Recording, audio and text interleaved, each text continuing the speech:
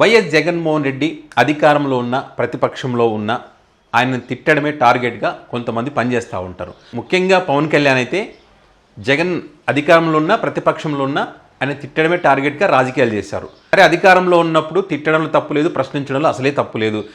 ప్రజా వ్యతిరేక విధానాలను వీరు తీసుకొచ్చారు కాబట్టి ప్రజలకు నష్టం జరుగుతుందని చెప్పి ఏమైనా ఉంటే కనుక అటువంటి విషయంలో ప్రశ్నించవచ్చు, తప్పు లేదు. దానికి ప్రజా మద్దతు కూడా ఉంటుంది. కానీ అధికారంలో వేరే వాళ్ళ నుండి జగన్ ప్రతిపక్షంలో ఉన్నప్పుడు కూడా జగన్ని తిట్టడమే టార్గెట్గా పవన్ కళ్యాణ్ రాజకీయాలు చేశారు. ఇప్పుడు వారికి తోడుగా వైఎస్ షర్మిల ఏదైతే వైఎస్ రాజశేఖర రెడ్డి వారసురాలిని నేనే, రాష్ట్రంలో వైఎస్ రాజశేఖర రెడ్డి విగ్రహాలు ధ్వంసం చేసినా కూడా నాకు సంబంధం లేదు, అయినా కూడా నేను వైఎస్ రాజశేఖర రెడ్డి వారసురాలిని, ఆయన గురించి ఎఫ్ఐఆర్లో పేరు పెట్టినా కూడా నాకు సంబంధం లేదు, రాజశేఖర రెడ్డిని నానా బూతులు తిట్టినటువంటి కాంగ్రెస్ పార్టీ అధ్యక్షురాలుగా నేను ఉంటాను, అయినా కూడా నేను వైఎస్ రాజశేఖర రెడ్డి యొక్క వారసురాలిని, వైఎస్ రాజశేఖర రెడ్డిని నానా బూతులు మాట్లాడి గాల్లో కలిసిపోయాడని చెప్పి తిట్టినటువంటి టీడీపీ పార్టీతో కలిసి ప్రయాణం చేస్తాను, అయినా కూడా నేను వైఎస్ రాజశేఖర రెడ్డి వారసురాలిని. ఇంతమంది వైఎస్ రాజశేఖర రెడ్డి తిట్టి విగ్రహాలు ధ్వంసం చేసి 45 రోజుల నుంచి ఇంత చేస్తే కూడా వారికే మద్దతు ఇస్తాను అని చెప్తున్నటువంటి పరిస్థితి వైఎస్ షర్మిలమ్మది. ఇంకొక విచిత్రమైనటువంటి పరిస్థితి ఏంటంటే ఇప్పుడు రాష్ట్రంలో వైఎస్ జగన్మోహన్ రెడ్డి ఆంధ్రప్రదేశ్లో జరిగినటువంటి పరిణామాలకు సంబంధించి, ముఖ్యంగా వినుకొండలో జరిగినటువంటి ఘటనకు సంబంధించి పరిస్థితులన్నీ కూడా జాతీయ స్థాయిలో తెలియాల్సినటువంటి అవసరం ఉందని చెప్పి ఈ నెల 24వ తారీఖున దీక్ష చేయబోతున్నారు. అక్కడ జగన్మోహన్ రెడ్డి ఇటు ఎన్డీఏ కూటమిలో లేడు, ఇటు ఇండియా కూటమిలో కూడా లేడు. అలాంటి వ్యక్తి అక్కడ దీక్ష చేస్తూ ఉన్నాడు. ఎవరికి వ్యతిరేకంగా దీక్ష చేస్తూ ఉన్నాడు? ఎన్డీఏ కూటమికి వ్యతిరేకంగా. ఆంధ్రప్రదేశ్లో టీడీపీ, జనసేన, బీజేపీ కలిసి ప్రభుత్వాన్ని ఏర్పాటు చేశాయి కాబట్టి అది ఎన్డీఏ కూటమి ప్రభుత్వం. వారికి వ్యతిరేకంగా జాతీయ స్థాయిలో దీక్ష చేస్తున్నప్పుడు అప్పుడు ఇండియా కూటమికి అది ఉపయోగపడుతుంది కదా, వాళ్ళు కూడా మద్దతు ఇస్తే మరి ఎన్డీఏ కూటమి చేసినటువంటి విషయాలను ఎండగట్టేటువంటి అవకాశం ఉంటుంది జాతీయ స్థాయిలో. ఆ రకంగా అది ఇండియా కూటమి కూడా కలిసి వచ్చేటువంటి అంశమే కదా జగన్మోహన్ రెడ్డి చేసినటువంటి దీక్ష.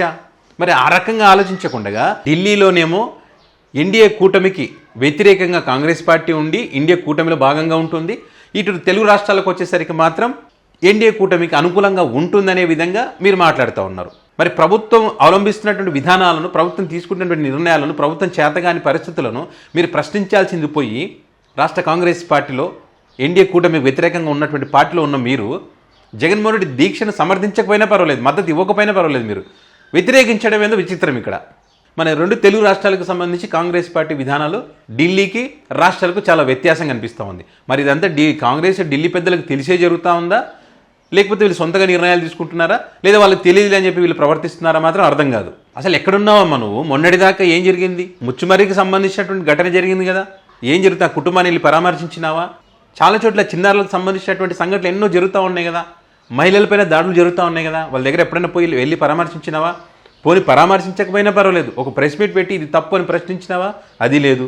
ఎన్నికల ముందు జగన్మోహన్ రెడ్డి తిట్టడమే పనికి పెట్టుకున్నారు, అక్క చెల్లెలు కలిసి, మళ్ళీ ఇప్పుడు జగన్మోహన్ రెడ్డి తిట్టడమే పనికి పెట్టుకున్నారు. కేవలం చంద్రబాబు నాయుడు ఏది చెప్తే అది మాట్లాడడానికి ప్రెస్ మీట్ పెడతా ఉన్నావు, అది క్లియర్గా అర్థమవుతుంది. కనీసం రాహుల్ గాంధీ గారు కానీ, సోనియా గాంధీ గారు కానీ, మరి ఢిల్లీ కాంగ్రెస్ పెద్దలు కానీ ఆలోచించండి ఒకసారి. కనీసం ఇది జరుగుతున్న పరిణామాలన్నీ తెలుసుకోండి. రాష్ట్ర కాంగ్రెస్ నాయకులన్నా తెలియజేయండి ఈమె ఈ రకంగా మాట్లాడుతుందని.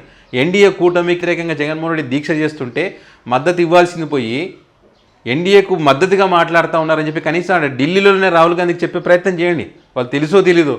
సో ఏదేమైనా కూడా 24వ తారీఖున జగన్మోహన్ రెడ్డి ఢిల్లీలో దీక్ష చేయబోతున్నాడు. మరి అప్పుడు జాతీయ స్థాయిలో ఉన్నటువంటి, ముఖ్యంగా ఇండియా కూటమిలో ఉన్నటువంటి ఈ పార్టీలన్నీ మద్దతు ప్రకటిస్తాయా లేదా అన్నది మాత్రం ఆ రోజు తేలేటువంటి అవకాశం ఉంది. దాన్ని బట్టి జగన్మోహన్ రెడ్డి కూడా కొన్ని రాజకీయ పరంగా కొన్ని నిర్ణయాలు తీసుకోవాల్సి ఉంటుంది. జాతీయ స్థాయి పార్టీలకు సంబంధించి కానీ, రాష్ట్రంలో జరుగుతున్న పరిణామాలకు సంబంధించి కానీ ఖచ్చితంగా 5 సంవత్సరాలు అయితే ఒంటరిగానే ఫైట్ చేయాల్సినటువంటి పరిస్థితులు ఉంటాయనేటువంటి అభిప్రాయాలు అయితే ఎక్కువగా ఉన్నాయి.